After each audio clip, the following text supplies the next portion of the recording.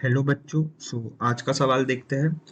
सवाल में ये पूछा गया है कि value of magnetic moment of a divalent metal ion is 5.92 bore magneton. The total number of electron in its atom would be. हमें पता करना है कि इस एटम में टोटल नंबर ऑफ इलेक्ट्रॉन्स कितने हैं ओरिजिनल स्टेट में। आइए आइए सोल्यूशन स्टार्ट करते हैं, की कंसेप्ट समझते हैं। ये क्वेश्चन सॉल्व करने के लिए हमें समझना होगा की कंसेप्ट जो है मैग्नेटिक मोमेंट। हमें मैग्नेटिक मोमेंट का फॉर्मूला पता होना चाहिए। मैग्नेटिक मोमेंट को म्यू से डिनोट करते हैं। तो magnetic moment is equal to under root n into n plus to.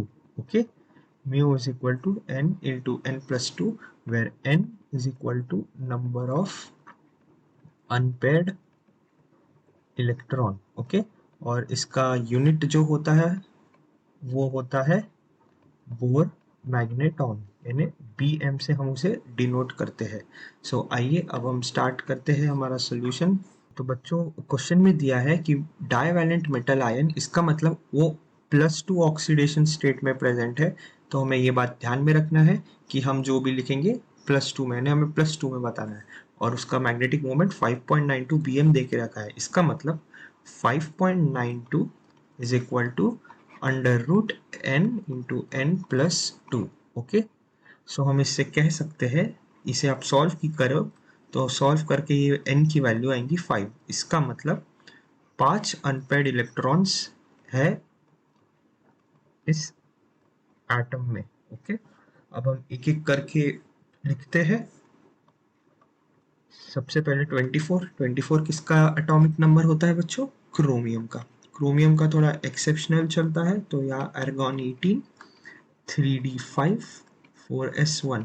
और हमें ध्यान रखिए +2 ऑक्सीडेशन स्टेट में लिखना है कॉन्फ़िगरेशन, तो आप +2 ऑक्सीडेशन स्टेट में लिखेंगे तो ये आ जाना चाहिए 3d4। ओके, ऐसे ही 25 का लिखते हैं, यानी manganese MnAr, 3d5, 4s2।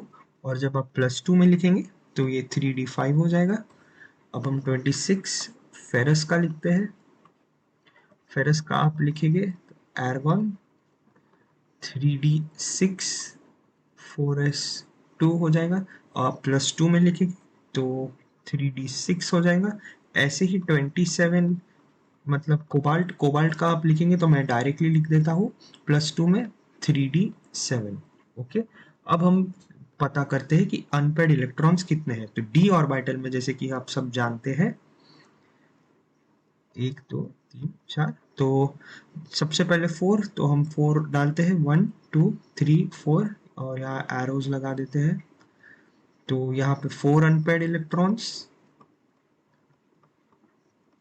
Okay, अब आते हैं 3d5, मतलब एक इलेक्ट्रॉन यहाँ, तो यहाँ पे आ जाएंगे 5, और यही हमारा आंसर हो जाएगा ऑप्शन 2, 25। ओके, तो भी हम यहाँ पे कंटिन्यू करते हैं। 3d6 यहाँ पे 4 अनपेयर्ड इलेक्ट्रॉन्स, और 3d7 यहाँ पे 3 अनपेयर्ड इलेक्ट्रॉन्स। तो हमारा आंसर आ चुका है 5 अनपेयर्ड इलेक्ट्रॉन्स। ये अनपेयर्ड इलेक्ट्रॉन्स, ये है हमारा करेक्ट आंसर। तो ऑप्शन 2 हमारा आंसर है। आई होप बच्चों कि ये सोल्यूशन आपको समझा हो। Thank you, all the best.